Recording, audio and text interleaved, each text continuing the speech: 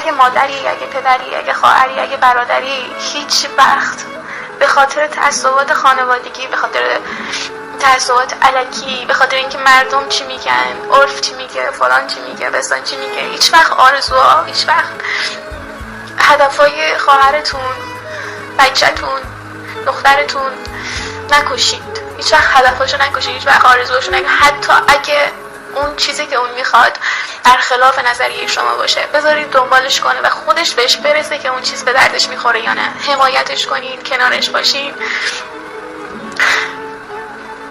ازتون خواهش